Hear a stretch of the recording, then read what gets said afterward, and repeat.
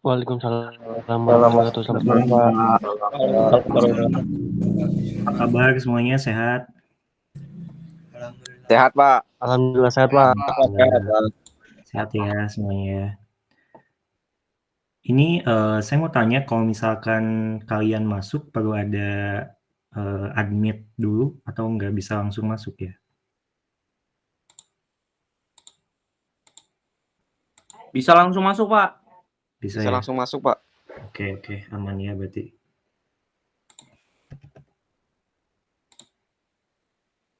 Ini kalau misalkan ada yang butuh permission buat admit, saya minta tolong Fajar ya. Fajar minta tolong dibantu admit aja.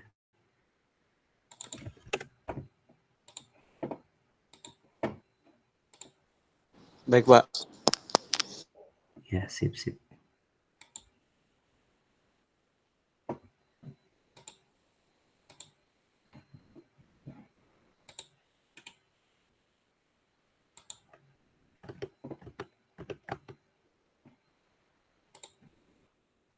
Oke, kita mulai pertemuan kedua ya. Sebentar saya coba share screen. Oke, selamat malam semuanya. Terima kasih. Semoga sedang dalam keadaan sehat semuanya. Jadi kembali lagi ya, kita setelah libur yang cukup panjang kemarin, saya harap semuanya refresh kembali. Kita coba mulai lagi pertemuan metode numerik yang kedua, yaitu tentang galat. Jadi untuk pertemuan kedua ini kemarin saya sudah kirimkan materi ya di Google Classroom tentang materi galat. Jadi kita coba akan sama-sama belajar dan diskusi. Dan ada juga latihan kemarin saya kirimkan. Harapannya semua sudah mengerjakan ya, supaya bisa mengerti dan cepat juga untuk mengikuti perkuliahan ini. Nanti silakan kalau misalkan ada pertanyaan dari latihan-latihan yang kemarin. Oke, kita mulai. Jadi untuk materi perkuliahannya ini kita lanjutkan yang kedua dan ketiga, harapannya bisa kita lanjutkan di pertemuan kali ini. Jadi kita coba untuk gabung pertemuan kedua dan ketiga dengan materi tentang galat dan deret Taylor dan deret Maclaurin. Nah ini harapannya bisa kita coba tuntaskan karena memang dari materi tidak begitu padat sebetulnya. Kalian cukup memahami konsep dasarnya saja, nanti harusnya sudah bisa menguasai inti si materi perkuliahan 2 dan 3 ini. Oke. Nah, ini mungkin tinjauan ulang ya dari metode numerik yang kemarin, pengantar yang sudah disampaikan. Kenapa sih kita butuh ada pembelajaran tentang metode numerik? Jadi kita butuh untuk mendapatkan solusi hampiran dari masalah matematika. Intinya seperti itu.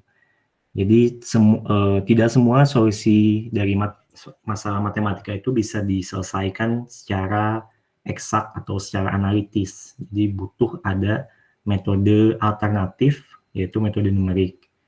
Jadi setidaknya walaupun kita tidak bisa mendapatkan solusi yang 100% betul, kita bisa mendapatkan yang mendekati dari solusi yang sebenarnya. Jadi harapannya nanti si error ataupun si galatnya itu kecil gitu ya, dan bisa kita dapatkan solusi yang terbaiknya.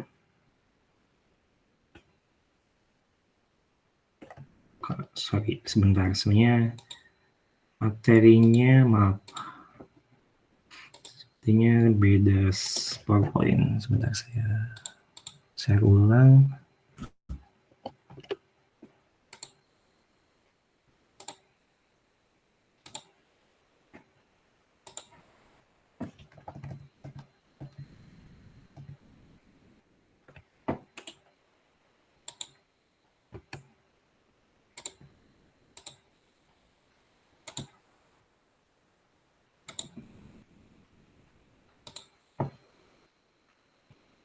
Screen saya sudah muncul ya tentang materi perkuliahan. Sudah. Oke. Oke, kita lanjut. Jadi ini tadi pengantar yang sudah disampaikan sebelumnya sebetulnya. Jadi untuk masalah-masalah matematika ini pendekatan untuk mendekati solusinya bisa secara analitik, yaitu dengan menyelesaikan masalahnya itu dengan rumus-rumus dan turunannya dengan aljabar ataupun kalkulus gitu ya.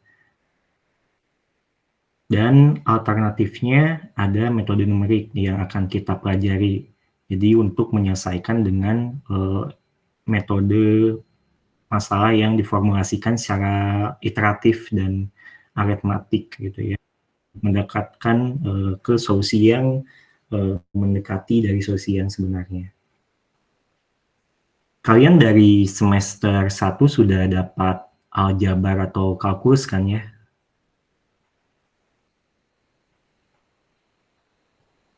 Sudah, Pak. Sudah ya, kalkulus dan aljabar ya? Oke. Kalau misalkan sudah, harusnya sudah punya basic dan udah cukup seharusnya untuk modal awal gitu ya untuk pelajaran ini. Nah, ini sudah juga disampaikan sebelumnya. Jadi untuk masalah matematika ada metode analitik dan numerik. Dan untuk pendekatan numerik itu ada istilah yaitu error ataupun selisih dari solusi yang sebenarnya dengan solusi yang kita dekati gitu ya. Jadi nanti ada beberapa jenis untuk galat ataupun error berdasarkan cara penghitungannya ataupun cara dia muncul gitu ya. Galat itu muncul bisa dari beberapa sumber gitu ya. Nanti kita coba lihat. Nah ini perbandingan dari penyelesaian analitis dan penyelesaian metode numerik. Jadi kalau misalkan di kiri, ini misalkan grafik ini berbicara tentang berapa kecepatan misalkan suatu kendaraan dalam detik gitu ya. Di garis datarnya itu detik, dalam satuan detik. Kalau misalkan kita lihat, ini kurva di kiri itu mulus. Setiap detik itu tidak ada tidak kaku gitu ya si garisnya itu, dan terdefinisi setiap detiknya. Berbeda kalau misalkan di kanan itu solusi numerik. Jadi kalau misalkan numerik itu per detik kita baru bisa definisikan gitu ya berapa. Misalnya dari 2 detik kita dapatkan 19 meter per second gitu ya. Lalu detik keempat berapa, dan dari grafik pun tidak mulus gitu ya. Jadi nanti akan ada selisih antara solusi numerik dan solusi analitiknya nanti.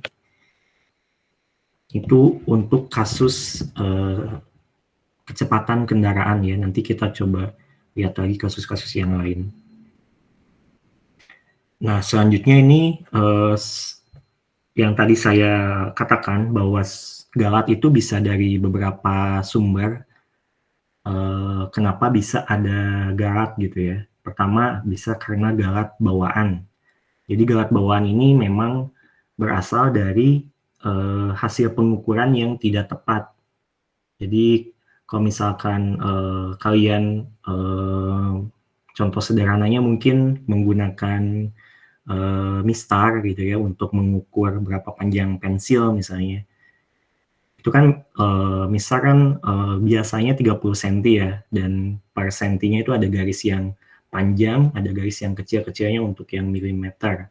Nah kalau misalkan teman-teman keliru gitu ya ngelihat bahwa si pensil itu 20 cm misalkan, teman-teman salah melihat si garis panjangnya. Padahal si pensil sebenarnya biasanya cuman katakanlah 10 cm gitu ya. Nah itu salah satu contoh dari galat bawaan. Jadi galatnya berasal dari kesalahan pengukuran si pengukurnya gitu ya. Itu yang pertama. Galat yang kedua itu galat pembulatan. Itu biasanya dari hasil kalkulasi, misalkan di komputer gitu ya, ataupun di HP, karena di HP atau komputer hanya bisa menerima beberapa digit, jadi akan ada pembulatan dan itu akan ada selisih dengan si pengukuran yang sebenarnya gitu ya. Nah, yang 3 ini galat pemotongan, ini karena dalam tahapan-tahapan perhitungannya ada yang di stop gitu ya di tengah-tengah. Nanti kita coba lihat satu-satu.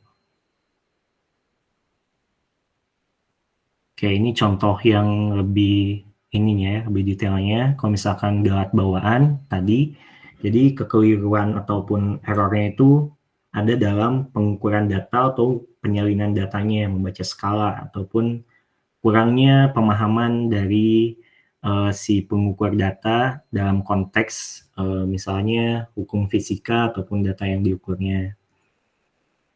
Ini misalkan pengukuran dalam selang waktu, misalkan stopwatch gitu ya, untuk yang bisa dilihat hanya sampai dengan 0,1 detik gitu ya. Jadi kalau misalkan di bawah 0,1 detik itu tidak akan dapat terlihat gitu untuk si pengukurnya. Makanya didefinisikan bisa dilihat untuk batas yang mungkin keakuratan si stopwatch itu hanya sampai 0,1 detik misalkan, kurang lebih. Ini untuk yang galat bawaan. Next, ini untuk galat pembulatan. Jadi kalau pembulatan ya sederhananya dari suatu nilai yang punya digit yang banyak gitu ya, kita ingin bulatkan sampai berapa digit gitu ya. Misalkan ini yang X itu data yang sebenarnya gitu ya, yang sejati. Di situ ada 3 digit di belakang koma. Kalau misalkan dicop ataupun dipotong gitu ya, potong secara langsung, dicacah sampai dengan 1 digit saja di belakang koma. Ini misalkan yang pertama 1,649 dipotong sampai 1 digit setelah koma, jadi cuma 1,6. Jadi errornya kita tinggal selisihkan gitu ya. Jadi ada selisih sekitar 0,049 gitu. Sampai ya contoh lainnya juga ya, misalkan yang 1,7 yang contoh terakhir sama gitu ya. Kalau misalkan dipotong secara round by chop ya langsung ada errornya 0,05.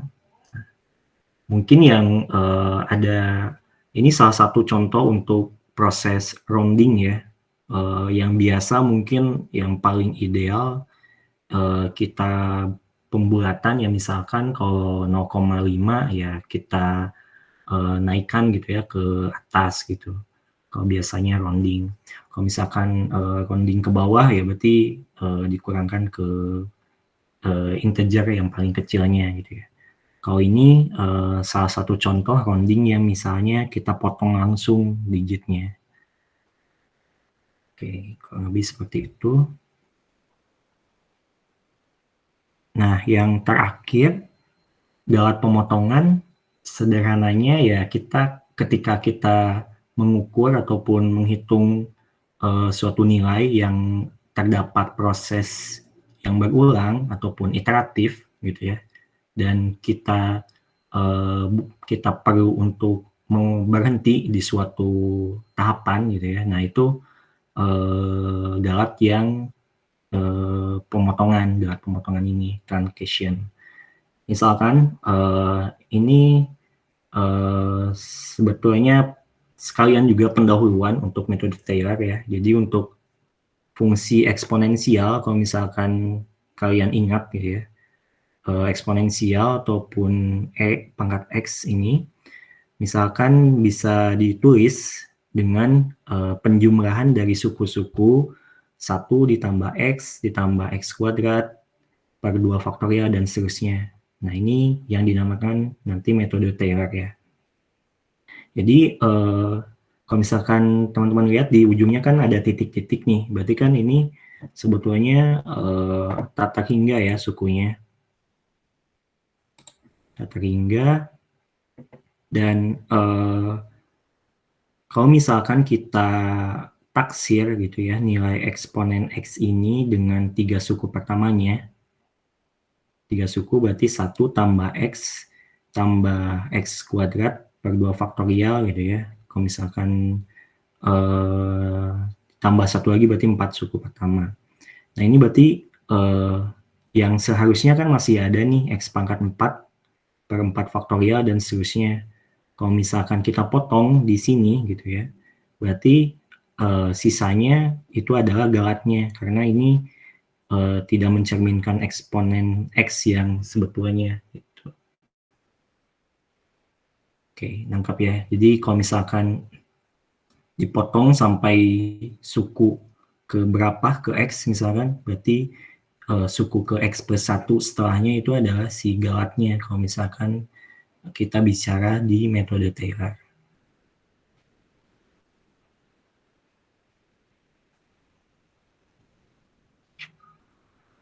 Oke, ini ralat ya, mungkin lebih tepatnya 4 suku pertama, dari 1 tambah X, X kuadrat per 2 faktorial, X pangkat 3 per 3 faktorial. Silakan, sampai sini ada yang ingin ditanyakan? Kalau misalkan saya kecepatan, tolong kasih tahu ya.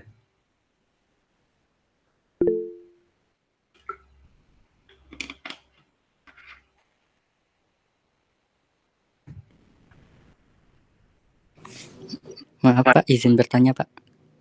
Iya, silakan. Kalau nilai galat itu bisa negatif apa dia cuma positif doang Pak? Nilai galat bisa negatif, tapi tergantung kebutuhannya. Kalau misalkan biasanya kita absolutkan si error itu, atau si galatnya. Jadi untuk ngelihat sebetulnya seberapa besar sih itu biasanya kita absolutkan gitu. Tapi untuk konteks yang lain itu negatif dan positif mungkin masih bisa kita pakai karena ada informasinya. Jadi apakah dia lebih besar dari si nilai sebetulnya ataupun dia malah lebih kecil, nah itu kadang masih bisa informatif gitu ya, negatif dan positifnya. Tapi untuk proses iteratif biasanya kita absolutkan gitu ya untuk pemrograman ataupun memudahkan komputasi ya seperti itu. Tadi siapa namanya? M. Purboherdiansah Pak. Oh ya. Ya jelas ya, Pak. Iya Pak, jelas Pak. Ada lagi yang ingin ditanyakan? Silakan. Langsung aja open mic gak apa-apa. Sebelumnya izin masuk Pak, izin bertanya. Sebelumnya izin perkenalkan diri, nama saya Made Erik Darmawan dengan ujung NIM 029 Pak. Jadi saya di sini ingin bertanya Pak, kalau nggak salah di pertemuan pertama itu membahas tentang hasil dari nilai dari metode numerik ini kan kayaknya dari Bapak bilang itu hasilnya itu nggak pasti gitu Pak, jadi kayak mendekati gitu, angkanya nggak pasti. Nah, tapi di sumber galat atau sumber error ini kok dia termasuk error gitu Pak, akan ada di bagian kedua itu galat pembulatan. Apakah galat pembulatan itu bukannya termasuk di hasilnya itu Pak? Hasil dari metode numerik itu kan mendekati gitu Pak. Iya, iya. Untuk galat pembulatan kan, kalau misalkan di contoh ini, kita lihat X-nya itu adalah data yang sebenarnya. Sedangkan rounding ini ya salah satu hampiran ataupun pendekatan yang kita lakukan gitu ya. 1,6 ini yang kita dekati. Nilai aslinya adalah 1,649. Antara yang kita dekati, yaitu 1,6, dengan data yang sebenarnya, itu kan ada selisih. Nah, itu yang dinamakan galat pembulatan di sini. Galat yang dihasilkan karena proses rounding ini. Jadi si rounding ini, si hampiran yang kita lakukan di sini. Gitu.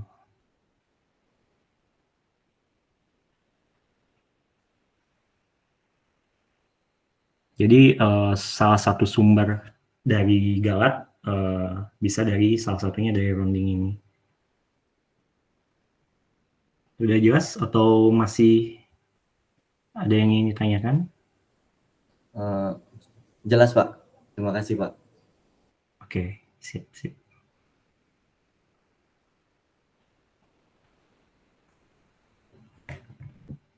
Ada lagi? Udah jelas, masih ini ya, masih bisa mengikuti seharusnya. Oke, kita coba lanjut. Jadi tadi sudah coba dijelaskan contoh-contoh sumber dari Galat itu seperti apa. Nah, next-nya ini bagaimana cara menghitungnya si Galat itu. Ya sederhananya tadi kita bisa hitung dengan membuat selisih antara nilai sebenarnya ataupun nilai eksak dengan si nilai perkiraannya. Jadi di sini error ataupun Galat yang disimbolkan E besar dan E kecil ataupun ini untuk eksak ya. Error eksak ataupun error absolut ini bisa didapat dari selisih dari nilai perkiraan ataupun nilai eksak dikurangi dengan nilai perkiraan. Untuk selanjutnya biasanya kita pakai E ini kita absolutkan gitu ya, untuk P dikurangi P bintang ini kita absolutkan.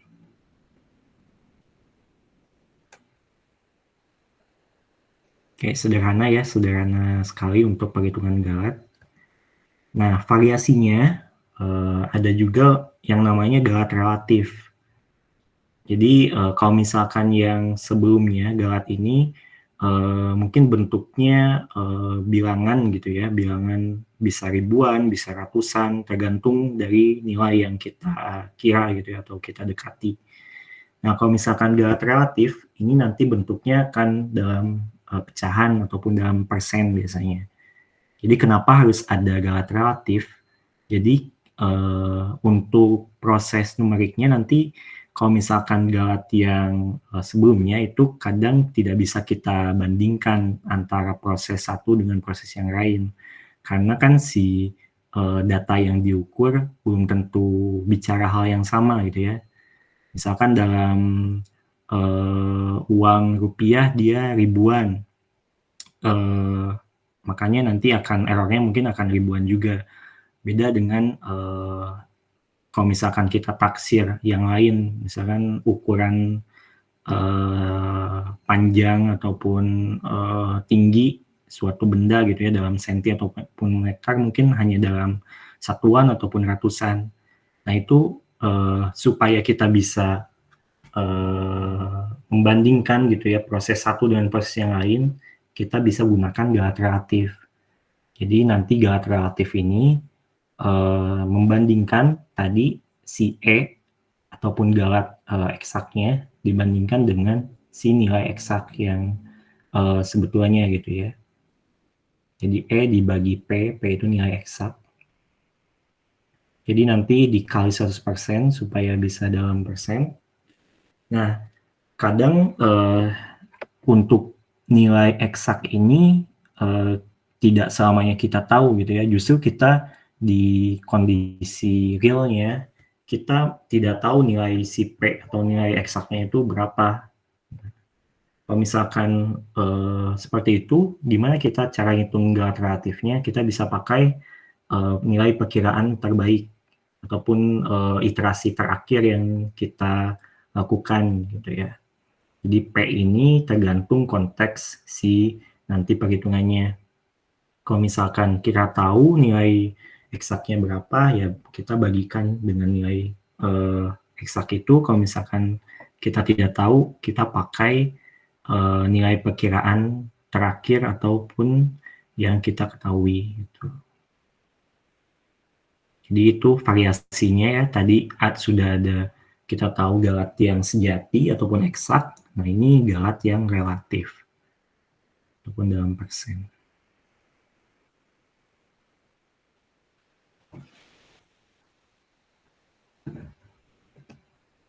Nah, ini contoh kasus lain, misalkan kita punya data ukuran untuk panjang jembatan ini ada 9.999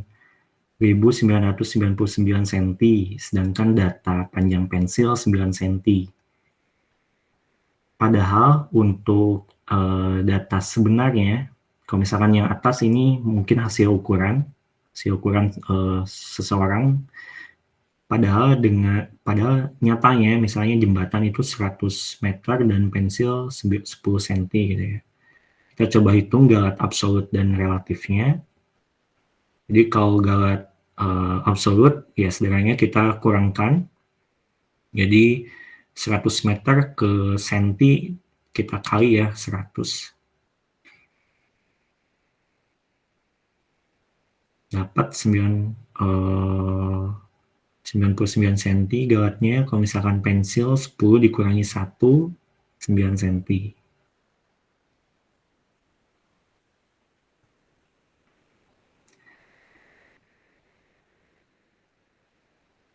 Nah, ini kalau misalkan galat relatif,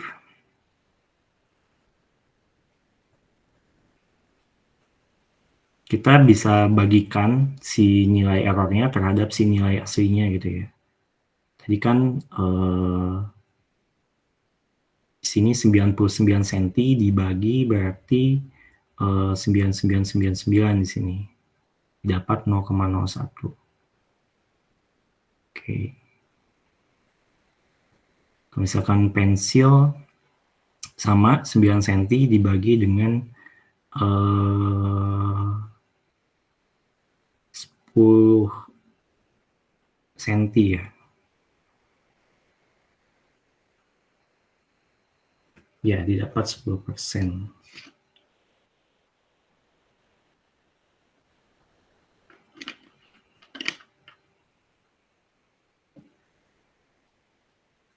Oke. Terus contoh yang kedua misalnya, ini proses metode Taylor ya, tadi yang dicontohkan untuk yang eksponen. Jadi misalkan nilai eksaknya itu diketahui 1,64 sekian, dan untuk rumusnya untuk eksponen itu adalah sebagai berikut ya. Jadi untuk rumusnya ini, kalau misalkan kita mau dapatkan suku pertamanya, ya kita lihat aja suku pertama di sini kan 1 ya. Berarti kalau misalkan 1, kita bisa hitung errornya, berarti 1 dikurangi pangkat 0,5 sejatinya ini, dibagi dengan si nilai eksaknya ini lagi gitu ya. Jadi nanti dapat errornya sekitar 40%. Kalau misalkan suku kedua di sini berarti 1 ditambah X, tadi X-nya 0,5, berarti dapat 1 ditambah X 1,5, selisihkan dengan yang sejatinya, lalu dibagi, didapat 9%.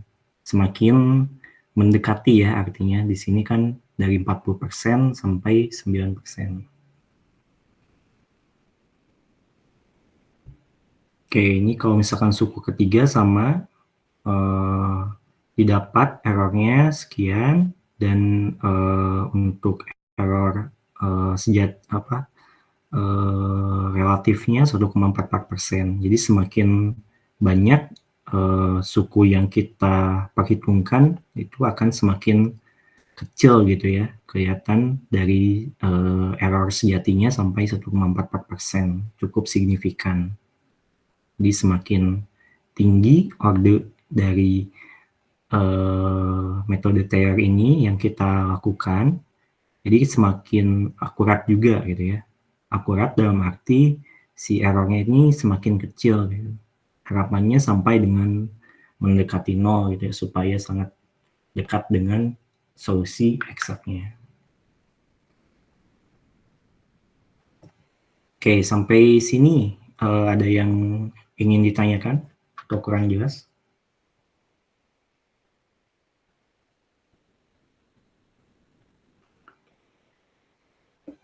Materinya hanya sampai ini untuk yang galat.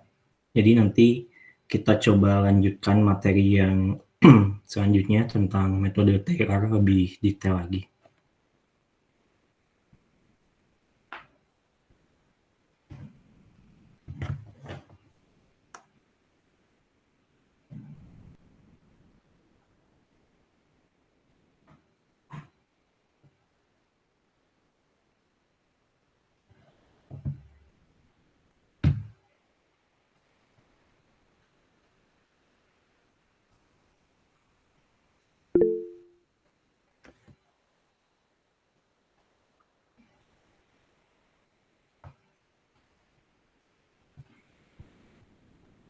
Belum ada. Kalau belum ada, coba kita lanjut ya. Ini hanya tambahan saja untuk slide ini.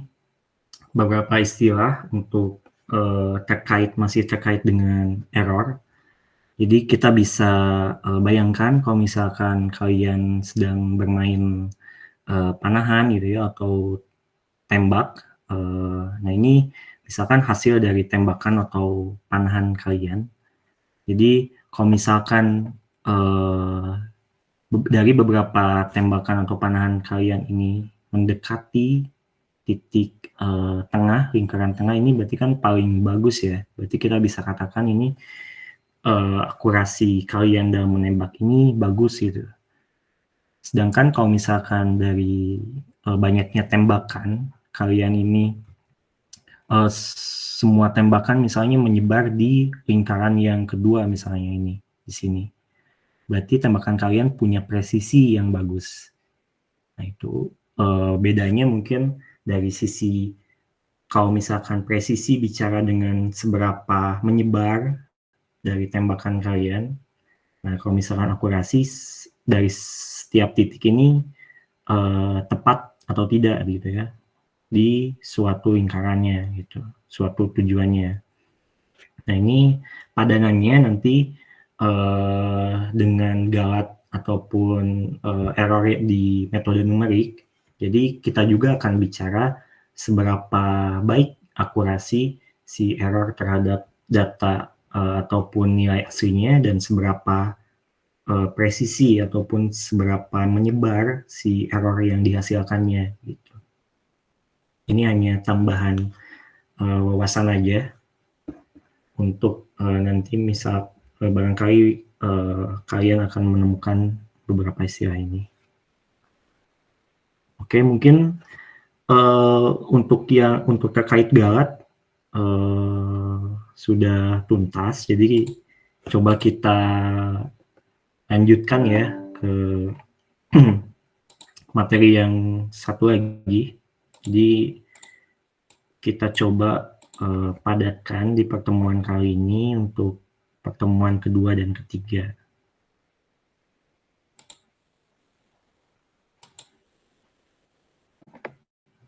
Oke, saya coba share screen.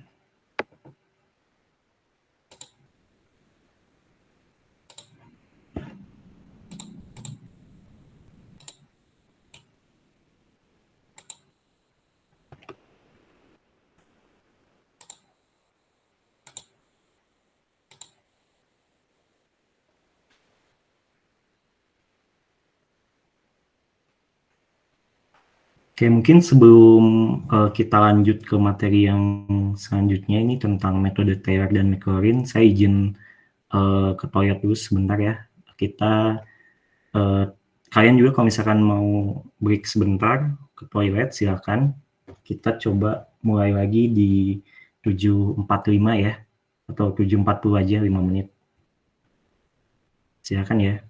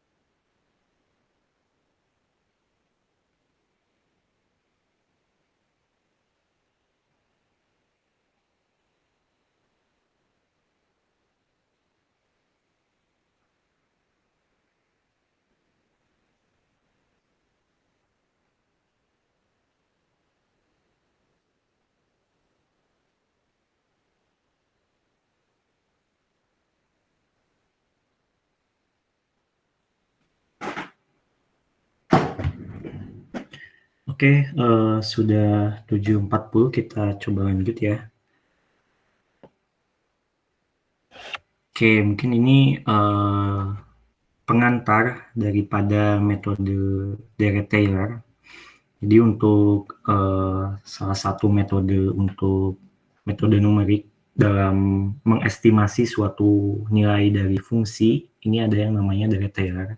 Jadi dengan formulasi ini nanti kita bisa dimudahkan untuk mendapatkan nilai suatu fungsi yang mungkin sulit dihitung secara analitik ataupun cara biasa gitu ya.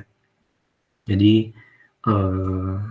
ada matematikawan namanya Taylor di tahun 1700-an, dia mengenalkan formula ini gitu ya. Jadi secara singkatnya mungkin dia bisa memperkirakan suatu fungsi dengan menuliskannya ke dalam suatu deret tahingga gitu ya, penjumlahan tahingga. Jadi ini sangat memudahkan, dan pada saat pertama ditemukannya juga itu cukup viral ya untuk kalangan matematikawan, karena ini penemuan yang cukup luar biasa. Jadi dengan formula ini, fungsi-fungsi seperti sin X, cos X, gitu ya, eksponen X, ini bisa diterjemahkan ke dalam penjumlahan polinomial ya, kalau misalkan jenis deretnya di sini. Jadi penjumlahan dari fungsi X dalam pangkat-pangkat yang berbeda gitu ya, itu bisa kita sebut polinomial. Secara formal ataupun secara matematis, ini definisinya, kalau misalkan kita punya fungsi fx, dan fx ini punya turunan sebanyak tahingga kali, artinya kita bisa turunkan terus-menerus gitu ya untuk si fx ini. Jadi dia punya f aksen 1, turunan pertama, turunan kedua, turunan ketiga, dan seterusnya gitu ya, sampai tahingga di selang X1 sampai X2 misalkan. Contohnya apa sih si fungsi yang punya turunan yang tahingga gitu ya. Nah ini misalkan sin X. Sin X ini termasuk fungsi yang bisa diturunkan sebanyak tahingga kali, karena kita tahu sin X turunannya kan cos X. Cos X bisa juga diturunkan menjadi minus sin X, dan seterusnya gitu ya, tidak akan ada habisnya, selalu bisa diturunkan. Begitu juga dengan eksponen X dan cos X. Makanya ini salah satu fungsi yang bisa diterjemahkan ke dalam Deret-Taylor. Jadi nanti dengan Deret-Taylor ini bisa kita pakai untuk mengestimasi nilai sin X, cos X, dan eksponen X misalnya. Nah, formula formalnya untuk Deret-Taylor ini bisa dituliskan seperti ini. Jadi Deret-Taylor untuk fx ini bisa dituliskan fa, a adalah pusat dari hampiran yang kita lakukan gitu ya.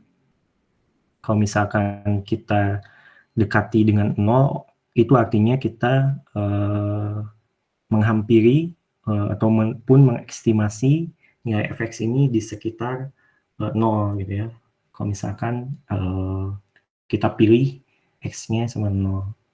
Secara formal kita bisa tuliskan si pusatnya ini dengan nilai a. Jadi kalau misalkan untuk fx kita dapatkan fa untuk suku pertama kita sebut. Nah, suku keduanya adalah kita tuliskan turunan pertama dari f, jadi f aksen x, f aksen a, maaf, di bawahnya dibagi dengan 1 faktorial, terus dikali dengan x minus a. Nah, ini tadi pusat dari hampiran yang kita pilih. Ya. Itu suku kedua, terus sampai suku selanjutnya, suku ketiga di sini, turunan keduanya dari fx dibagi dengan 2 faktorial, x minus a pangkat 2, dan seterusnya gitu ya. Jadi ada pola di sini untuk suku ke-1, kedua, ketiga, dan seterusnya gitu. Jadi kalau misalkan secara matematis formal, ini bisa dituliskan dengan sigma N sama dengan 0 sampai hingga dari turunan F ke N. Misalkan N-nya 0 berarti Fx. Kalau misalkan N-nya 1 berarti turunan pertama artinya. Dan dari Fx ini dimasukkan nilai X-nya sama dengan A, terus dibagi N faktorial, lalu dikalikan suku selanjutnya ini X minus A pangkatkan N. Gitu. Jadi ini rumus formula yang didapatkan oleh si Taylor tadi. Gitu ya. Ini bisa memudahkan untuk mengestimasi nilai-nilai fungsi yang punya turunan tak hingga. Nah, kemarin sudah diberikan ya latihan. Silakan kalau misalkan harapannya semua mengerjakan ya. Jadi silakan kalau ada yang ingin ditanyakan. Nah, ini coba kita bahas saja latihan yang kemarin. Jadi ini sudah dicoba ya langsung kita coba latihan untuk menghitung nilai cos pi per 3 dari deret mikrorin. Di deret mikrorin ini adalah tadi deret Taylor dengan pusatnya di X sama dengan 0. Oke, ini latihan yang kemarin. Oke, ini jawabannya. Jadi untuk mengerjakan soal ini, setidaknya kita pertama tahu gitu ya bentuk umum deret Taylor itu seperti apa gitu. Karena kan ini soalnya terkait dengan deret mikrorin. Jadi mestinya kita tahu formulanya, bentuknya seperti ini. Jadi untuk suku pertama ingat si FA-nya, fungsi cos ini dengan pusatnya di A. Oke. Lalu suku kedua turunan pertamanya dibagi dengan 1 faktorial X minus A dan seterusnya gitu ya. Dan kedua, setidaknya kita tahu juga si fungsi ini turunannya apa gitu ya. Cos kan kita tahu kan ya di kalkulus mungkin sudah sering. Cos turunannya adalah minus sin. Dan minus sin kalau diturunkan lagi adalah minus cos. Kalau misalnya diturunkan lagi dapat sin gitu ya. Jadi setidaknya tahapannya tahu si formula Taylor-nya, tahu juga si turunan fungsi-fungsinya. Tuh. Nah, kalau misalnya sudah tahu nih formulanya, ya udah kita bisa masukkan untuk pusatnya kan untuk mikrorin A-nya sama dengan 0. Maka dari atas, dari sini kita bisa masukkan si cos 0 itu berapa gitu ya. Nanti suku keduanya sinus 0, X minus A, X minus 0 berarti, dan seterusnya sampai suku kelima ataupun suku berapa kita inginkan gitu ya.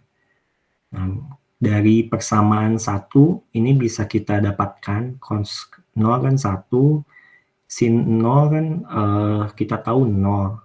Maka si suku ini bisa kita hilangkan gitu ya. Nanti next ke suku selanjutnya, yang ini cos 0 berarti kan 1 dibagi 2 faktorial berarti minus X minus 1 per 2 faktorial dikali X kuadrat gitu ya. Ini suku yang kedua.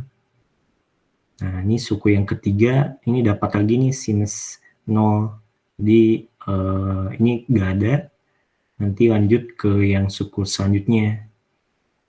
Nanti ada dapat X pangkat 4 per 4 faktorial.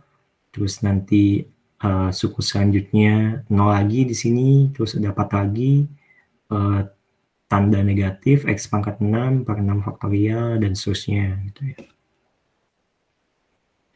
Nah, untuk selanjutnya, step selanjutnya, kita bisa hitung untuk suatu sukunya. Jadi dari 2 ini kita bisa dapat untuk suku ke-1 kan 1. Untuk suku kedua langsung masukkan aja X-nya. Kita kan inginkan X sama dengan pi per 3 ya. Jadi bisa dimasukkan 1 minus pi per 3 pangkat 2 dibagi 2. Ini dari sini. Jadi kalau misalkan kita buatkan dapat 0,452. Begitu juga untuk suku ketiga, kita lakukan perhitungan untuk 3 suku pertama dari deret Taylor tadi. Jadi dapat dari sini 0,502. Oke. Nah, kalau misalkan sudah didapat untuk setiap suku, pasti kita bisa tahu juga si errornya berapa gitu ya terhadap nilai aslinya. Di sini kan kita sudah tahu ya harusnya untuk cos pi per 3 ini nilainya berapa gitu ya. Nilainya setengah, itu nilai sejatinya.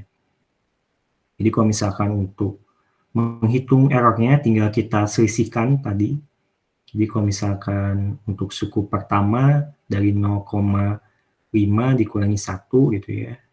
Ini masih negatif tapi nanti kita bisa absolutkan di sini.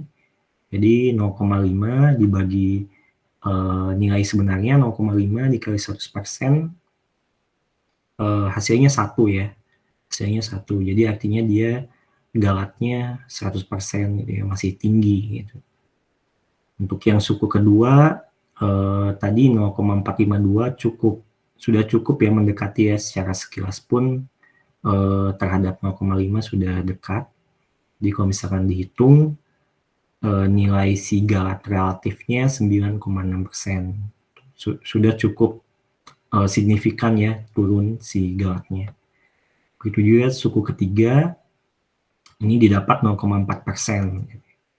Jadi dari sampai ke suku ketiga pun kita sudah dapatkan galat yang di bawah 1% yang itu cukup akurat gitu ya untuk menaksir si nilai pi per 3 gitu. Jadi dari sini deret Maclaurin ini cukup bisa dipakai untuk mendekati nilai-nilai fungsi seperti cos, sinus, dan eksponensial gitu.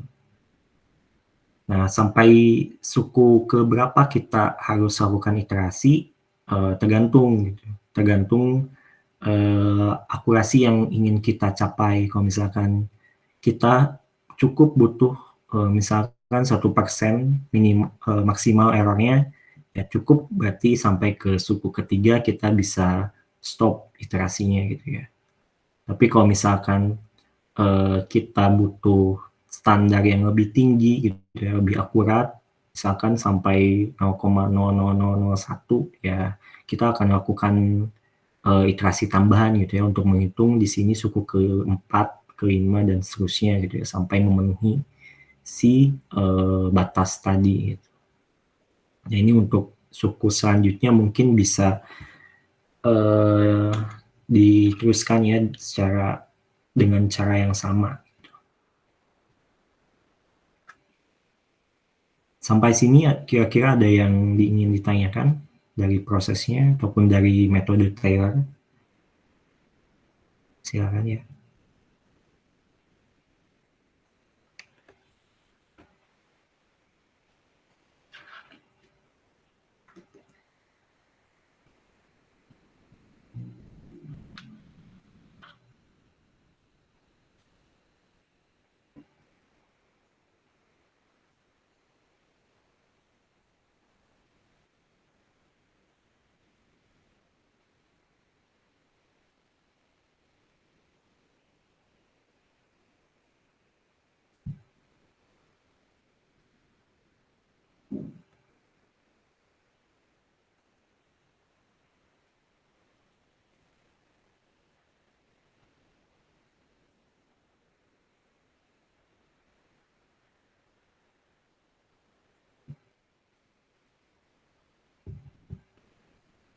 Ada yang ingin bertanya? Kalau nggak ada, mungkin saya yang nanya.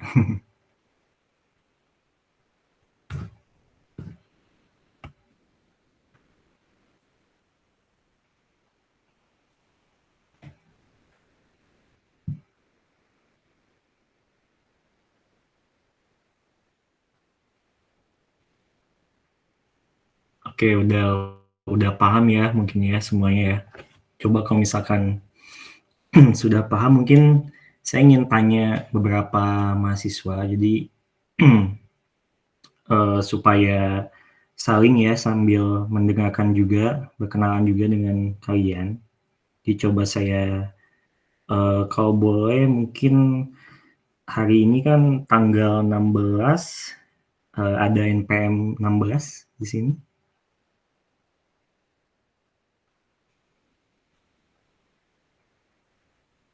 Temannya ada yang NPM 16 hari ini?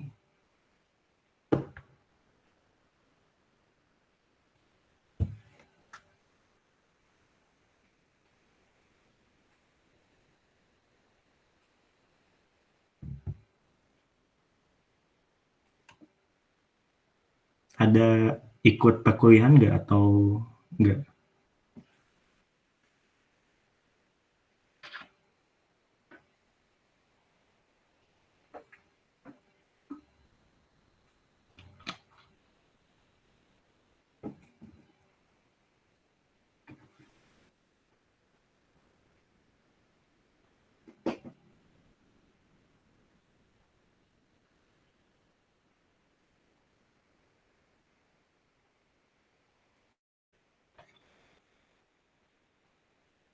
Halo?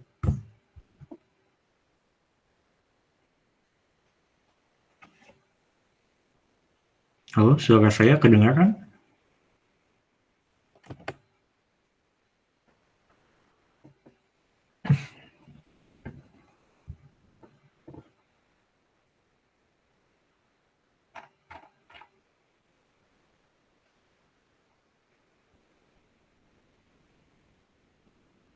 Nggak ada. NPM 16 nggak ada ya? Nggak hadir ya berarti ya? Coba saya lihat di sini. NPM 001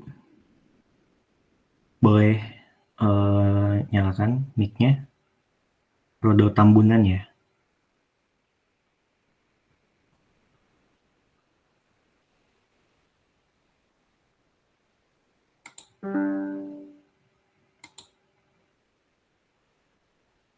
Iya, Pak. Halo. Ya, ya Rodo, tadi kan sudah dibahas tentang galat, tentang metode Taylor. Ingin coba memastikan aja kira-kira untuk metode Taylor, untuk galat, tadi kan sudah dibahas ya, ada berapa jenis galat yang bisa muncul gitu ya untuk yang biasa muncul. Tadi kan ada 3 ya, bisa sebutin nggak? Satu per satu.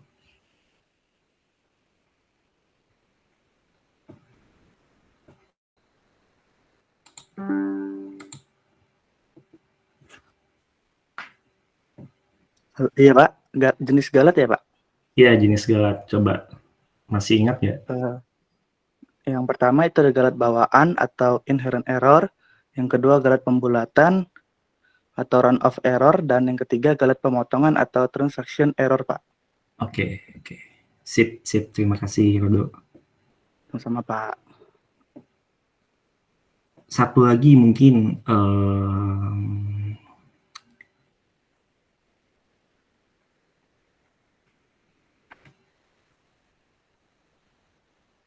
NPM 11 Berliana.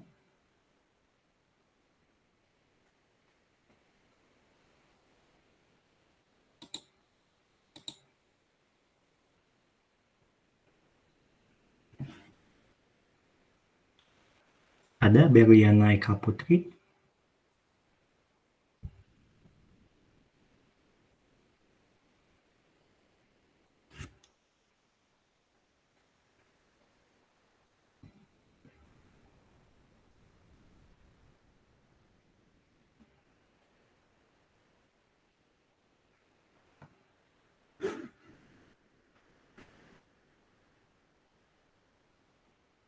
Halo, Berliana.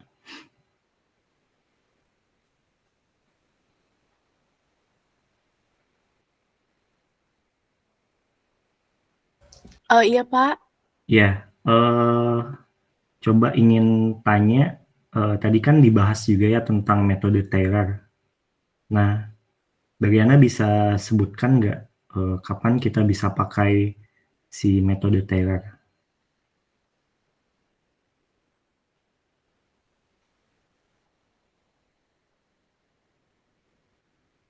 Maaf, bisa diulangi Pak metode Ya. metode Taylor Pak. Ya, metode Taylor tadi kan sudah dijelaskan. Kira-kira Beriana tahu nggak kapan kita bisa pakai metode Taylor gitu untuk perhitungan?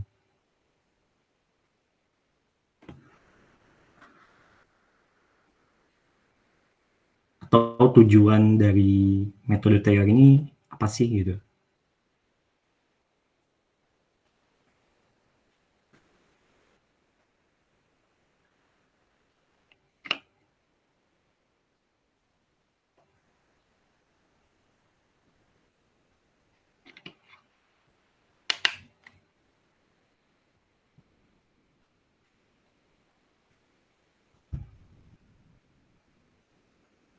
Kalau misalkan belum bisa, mungkin temannya yang lain bisa bantu jawab.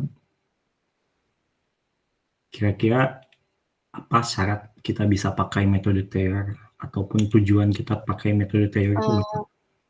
Izin menjawab Pak, kita Ya, bisa silakan. memakai metode Taylor itu pada saat penyelesaian persamaan diferensial Pak. Persamaan diferensial. Ada yang bisa bantu menambahkan? Izin menambahkan Pak, Ya, silakan Sabrina ya. deret Taylor itu Pak dapat digunakan jika suatu fungsi pada fx itu dapat diturunkan sebanyak tak terhingga kali Pak. Ya, betul ya. Jadi syaratnya metode Taylor ini kita pakai jika fx-nya atau fungsi yang kita ingin lakukan iterasi ataupun lampiran itu bisa diturunkan sebanyak tak hingga kali. Ataupun seperti sin x tadi kan kita contohkan, itu bisa diturunkan beberapa kali, itu baru bisa kita pakai. Dan tujuannya ya kita ingin menyederhanakan dan bisa kita lakukan iterasi itu untuk perhitungan si sin x-nya. Oke, terima kasih ya Sabrina, Beriana, tidak apa-apa. Oke, dari yang lain ada pertanyaan lagi nggak? Jadi untuk tugas kemarin sengaja tidak saya minta kumpulkan, silakan aja buat kalian ya kalau misalkan ingin cepat mengerti ya silakan dikerjakan gitu ya latihannya. Kalaupun tidak mungkin akan tidak apa-apa tapi akan lebih lambat dari teman-teman yang lainnya gitu ya untuk mengikuti perkuliahan ini.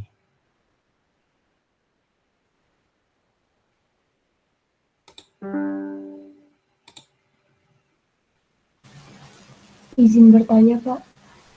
Ya, silakan. Perkenalkan nama saya Niputu Putri Widiari. Izin bertanya, Pak, untuk deret Taylor itu apakah cuma bisa untuk fungsi eksponen sama fungsi trigonometri ya, Pak? Atau bisa fungsi lain, Pak? Ya, bisa. Tentu bisa selama dia bisa diturunkan tak hingga kali tadi.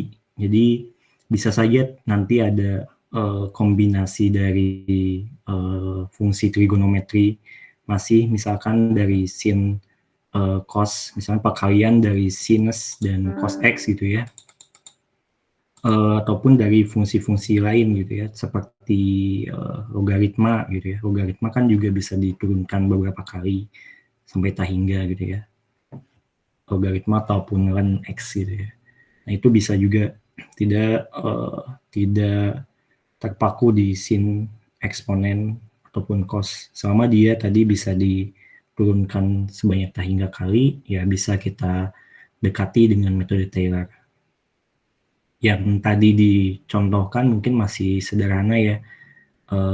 Sin x itu kita bisa tahu gitu ya, sering kita pakai dan tahu gitu ya turunan-turunannya. Nanti nextnya mungkin di kenyataannya mungkin akan ada lebih kompleks lagi gitu ya untuk fungsi-fungsinya.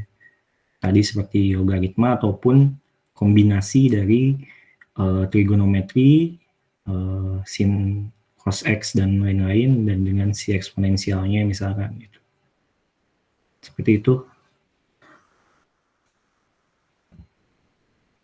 Baik Kak, terima kasih Kak. Ya, terima kasih.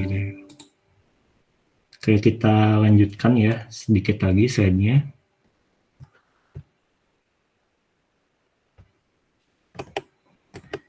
Nah, ini untuk visualisasi saja yang tadi kita lakukan.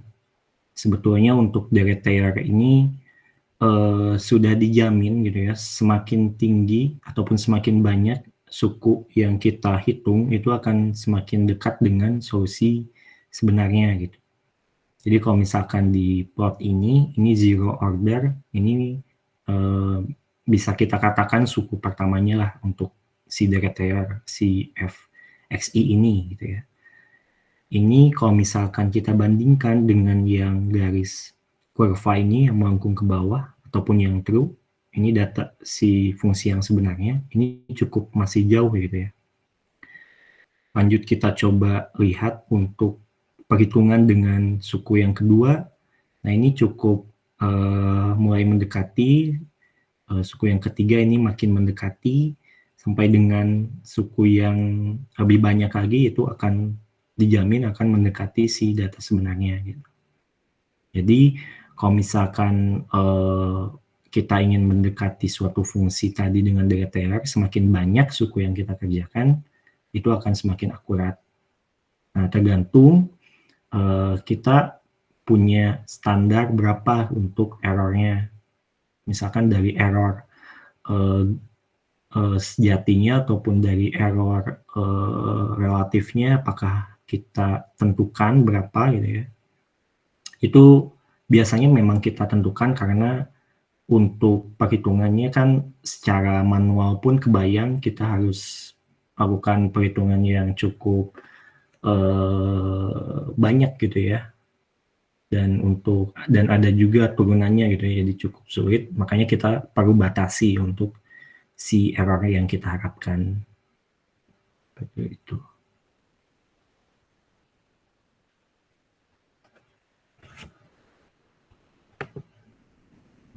Ini tadi ya yang tugas tadi. Nah, untuk lebih memahami lagi mungkin untuk metode Taylor, ini ada tugas yang bisa dikerjakan. Jadi tugasnya sangat sama dengan latihan yang sebelumnya, hanya beda fungsinya saja. Silakan dikerjakan gitu ya. Di sini diminta untuk menaksir nilai sin X, sin V per 3 gitu ya dengan Taylor. Dengan si A-nya, kalau tadi misalkan di contoh adalah 0, kalau ini coba dengan 1 gitu ya. Tentukan juga galatnya sampai suku ketiga. Ini mungkin sudah familiar gitu ya, tadi sudah ditunjukkan juga contohnya. Nah, next-nya ini ada fungsi lain, sama juga dengan Deret Taylor, di sekitar X sama dengan 0. Ini dibatasi sampai si galatnya, galat relatifnya sampai maksimum 1% gitu ya. Jadi kalau misalkan di perhitungan suku kedua galat relatifnya dihitung sudah di bawah 1%, ya iterasinya bisa di stop saja. Jadi itulah taksirannya nanti gitu. Jadi ini tolong dikumpulkan ya, nanti akan ada link di Google Classroom-nya, nanti di-upload aja ke situ supaya membantu kalian juga untuk memahami materi ini dan membiasakan melihat si prosesnya gitu ya, proses metode numeriknya seperti apa. Ini dicoba untuk tugas ini mungkin ditulis tangan, jadi kalian bisa di HVS mungkin ya, atau di Polio juga nggak apa-apa. Nanti di scan ataupun di foto biasa, asalkan jelas, nggak apa-apa, nanti di-upload ke Google Classroom-nya ya. Ada yang ingin ditanyakan nggak terkait tugasnya, teknisnya, ataupun soalnya, nggak apa-apa?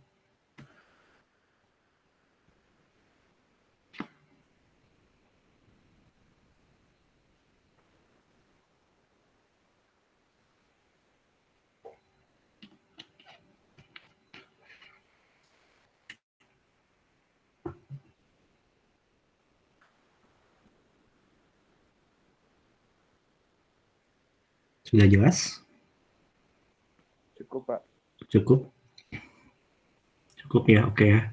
Bisa dikerjakan ya berarti ya. Untuk tugas ini silakan di-upload nanti karena ini memang salah satu komponen juga untuk penilaian mata kuliah metode numerik ini.